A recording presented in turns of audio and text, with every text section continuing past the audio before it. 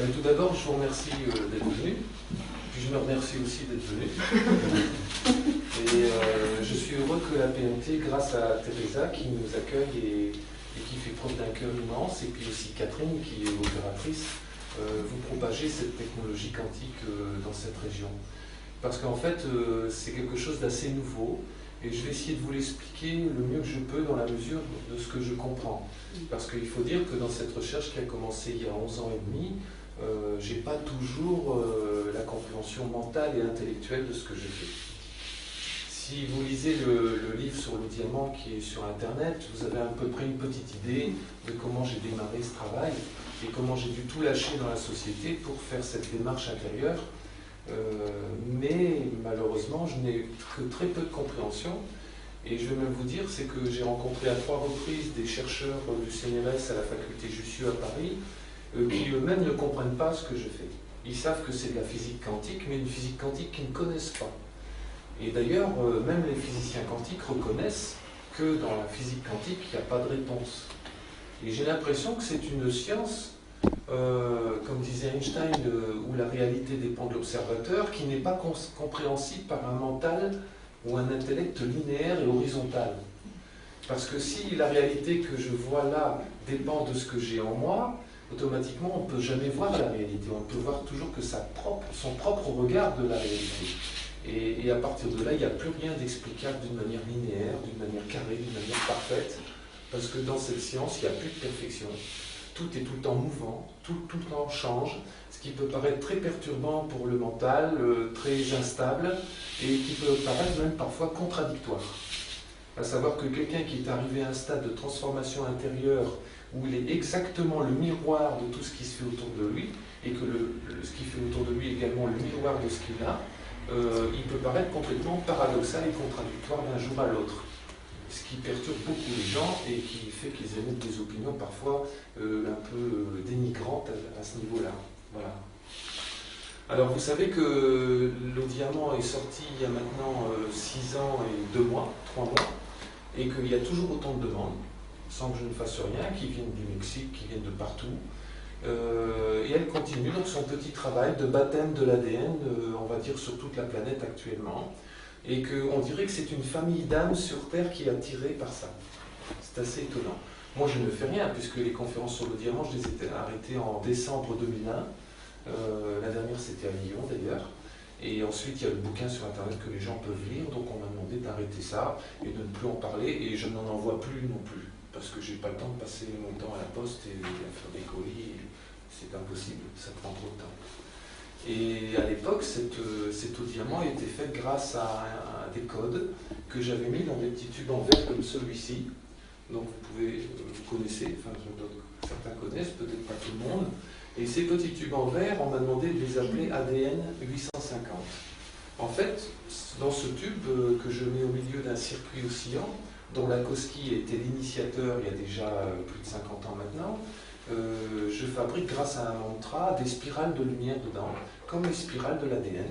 Et ensuite, il suffit que je trouve des codes qui sont en fait des calculs mathématiques, que je transpose en son et que je joue sur un synthétiseur, un piano, ça pourrait être un pipeau, ça pourrait être chanté même, et automatiquement par les corps multidimensionnels, ça enregistre dedans donc des banques de données, comme en informatique, et ça donne donc un programmateur, ce que j'appelle un encodeur. Et pour faire le diamant, il suffisait de mettre ce tube dans un verre d'eau pendant une douzaine d'heures environ, et vous aviez une eau qui se multiplie tout le temps et qui continue à se multiplier perpétuellement sans jamais perdre de sa conscience. Je ne parle pas ici d'énergie. Beaucoup, et encore maintenant, mais c'est un peu mieux maintenant quand même, n'ont pas compris que le travail qui est transmis par ça n'est pas une question de taux vibratoire ni de choses à mesurer, parce que ça ne se mesure pas. D'ailleurs, si vous prenez le livre de Masaru Emoto avec les photos de cristaux d'eau, où on a mis sur cette eau une pensée, une étiquette, et qui a fait que le cristal a pris une forme plus ou moins jolie, là vous avez une démonstration magnifique de ce qu'est la physique quantique, à savoir que l'eau est le miroir de la personne qui a mis son nom, sa pensée. Donc c'est pas l'eau qu'on juge, mais c'est la personne. Mais dans l'eau diamant, c'est encore pire. quelqu'un qui n'est pas très avancé sur le plan du cœur, qui va mesurer l'eau avec une antenne de l'échelle, il va trouver qu'elle est nulle et qu'elle est même mauvaise. Quelqu'un qui prend le même verre d'eau et qui lui a un cœur d'or, il va trouver qu'elle est très forte et qu'elle est très belle. Mais l'eau n'a pas changé. Voilà. C'est ça en fait. C'est vers cette conscience-là qu'on va. Et ça, je vous assure, c'est un peu difficile à faire changer dans les mentalités, ce qui est tout à fait normal d'ailleurs, je comprends, parce qu'on a été éduqué pendant des milliers d'années à toujours mesurer des choses extérieures à nous et non pas regarder en nous ce que ces choses nous montrent, ou ce que la personne qui est en face de nous montre, ou ce que notre situation financière, professionnelle ou amoureuse nous montre. Parce que tout est nous. Depuis, pour le diamant, il y avait environ, on va dire, 980 000, 1050 codes, j'ai oublié. Maintenant, pour la PMT, il y en a 10 893 exactement, dont 216 qui ont été remis jeudi matin, je crois, vers 5-6 heures du matin, cette semaine. Voilà. Et il y en aura certainement encore d'autres. Quand je remets des codes dedans, je joue mes codes au synthétiseur, ça se met automatiquement dans tous les encodeurs qu'il y a dans le monde entier. Il faut 5 heures, et tout est dedans. J'ai déjà vu des témoignages depuis mercredi, enfin depuis jeudi, de gens qui ont fait des séances et qui ont dit vraiment il y a quelque chose de changé, c'est différent. On dirait que ça aspire beaucoup plus les mémoires du corps des gens. Et ça a donné naissance donc à ce que j'appelle Pyramidal Memory Transmutation, ou PMT. Là, je vais dire, ça fait rire beaucoup les Anglais, parce qu'en Angleterre, c'est Premenstrual Tension. C'est PMT en anglais, c'est donc les malaises de la femme avant la ménopause, pendant la ménopause, je ne sais pas. Donc ça les fait très rire, mais comme je dis toujours, on ne va pas changer le nom, parce qu'on m'a demandé de le changer. Je ne vais pas changer le nom parce qu'il y a 75 millions d'Anglais qui se baladent sur la planète. Hein. Il y a quand même 6 milliards d'habitants. Voilà. Donc, si vous voulez, PMT, pourquoi? Parce qu'il y a une notion de pyramide dedans. C'est-à-dire que quand on fait une séance à quelqu'un, on met d'abord des encodeurs sur le sol, en forme de losange. Donc on en met vue du dessus, donc de vue aérienne. Hein, vous avez mettons un encodeur ici, un au centre, un ici, un là et un là. Donc ici ça fait donc 2 mètres 10 et ici 2 mètres 10. Et la personne est assise sur une chaise au milieu. L'opérateur ou l'opératrice qui est devant la personne tient un encodeur et en pointant l'encodeur devant la personne, elle va activer donc une double pyramide. Je le dessine en deux dimensions, une pointe en haut, une pointe en bas, qui va former donc un espace entre les deux que j'appelle l'espace de transmutation ou la salle de transmutation. Pendant ces quelques secondes où ça se fait tout seul, il y a un cristal éthérique qui va se poser entre le 7e chakra et l'arrière de la tête, et c'est ça qui va faire monter d'une octave au-dessus les fréquences des corps éthériques, astral, mental et causal. Ce qui fait que comme entre-temps l'âme aura préparé les mémoires qu'elle veut transmuter, ces mémoires sont des mémoires de basse fréquence, donc elles ne peuvent pas monter à ce niveau-là. Comme elles ne peuvent pas monter, l'opérateur, ici, quand il va faire le tour de la personne, un peu dans tout le volume, au-dessus, en dessous, il va sentir des masses qui sont assez compactes, assez denses, quelquefois des cordes, quelquefois des cailloux, quelquefois des sensations de toucher du carton séché, ou du grillage, ou des barreaux même parfois. Et il va passer son encodeur, ou parfois 2 encodeurs, parce qu'après il travaille avec 2 quand il est habitué, et les encodeurs vont aspirer une partie de ses mémoires, pas tout, et ça va la transmuter, donc ça va la transformer en quelque chose de mieux, quelque chose de différent, de plus évolué. Quand la séance est finie au bout de 3/4 d'heure, 1 heure, eh bien, on peut dire qu'il y a un pourcentage des mémoires que l'âme a données, aussi bien émotionnelles, sexuelles, mentales, spirituelles, etc., magie aussi, enfin pouvoir. Et après seulement, quelques heures après, ça va commencer à se transmuter donc dans sa chair, au niveau du sang, de la lymphe, des liquides extra et intracellulaires, pour enfin aller transformer et modifier les banques de données qu'il y a dans l'ADN cellulaire. Donc, si vous voulez, cette technologie, c'est pour ça qu'on appelle ça aussi opérateur, parce que c'est vraiment quasiment une opération au niveau cellulaire. C'est plus un travail spirituel. On ne parle plus de spirituel ici, on parle de science quantique, on parle de métaphysique, parce que c'est là où le matériel et le spirituel qu'on a séparés, comme un saucisson qu'on a coupé en deux, se réunissent en une troisième chose. Mais seulement dans notre langue qui est dualiste, on n'a pas le nom, on n'a pas les noms pour noter ce niveau de réunion du bien et du mal en une troisième chose.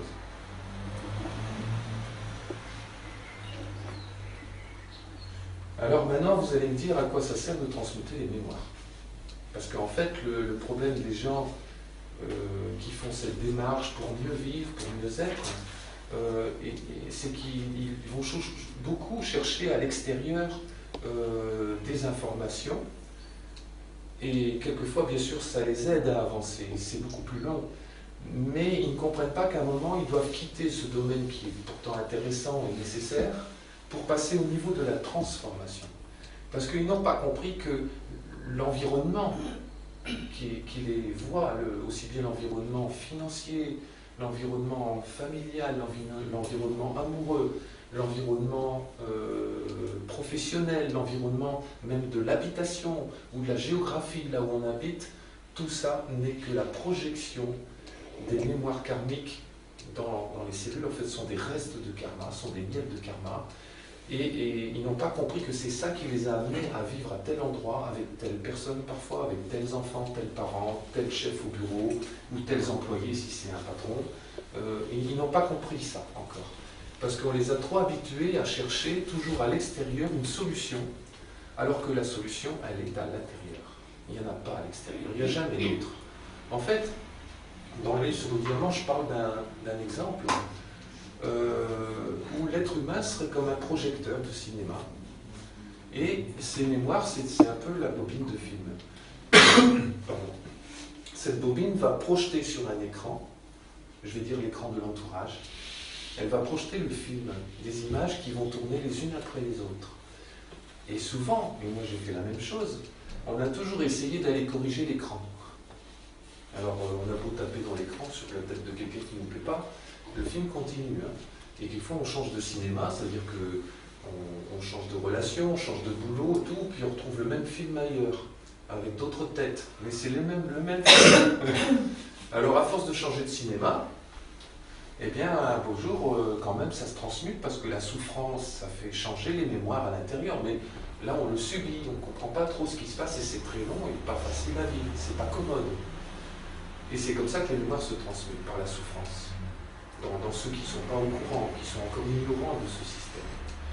Le mieux, ce serait de changer les images qu'il y a dans la bobine, sans vouloir changer de cinéma pour autant. Et à ce moment-là, on voit les personnages du film qui commencent à faire des choses meilleures, des choses plus agréables.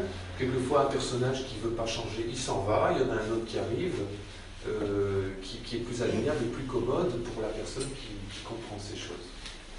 Alors, si vous voulez, cette compréhension nous amène à ce qu'on appelle un niveau de conscience que j'appelle la conscience de l'arbre de vie. Vous savez, à l'époque, c'est symbolisé sous le petit récit dans les Écritures, où on dit qu'Adam et Ève, au Jardin d'Éden, il y avait l'arbre de vie, puis il y avait l'arbre du bien et du mal, et ils n'avaient pas le droit de toucher à l'arbre du bien et du mal. Et puis il y a le serpent qui est venu, qui a parlé à Ève en disant, tu sais, tu pourrais peut-être quand même goûter de ce fruit, parce que tu deviendrais comme Dieu. Et là, cette humanité toute jeune et toute naïve qu'il y avait sur Terre à l'époque est tombée dans le panneau. Parce qu'elle est tombée dans ce qu'on appelle la comparaison, c'est-à-dire être comme quelqu'un, être comme Dieu.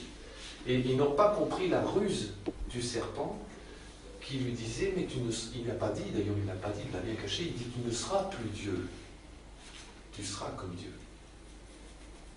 La subtilité, elle est là.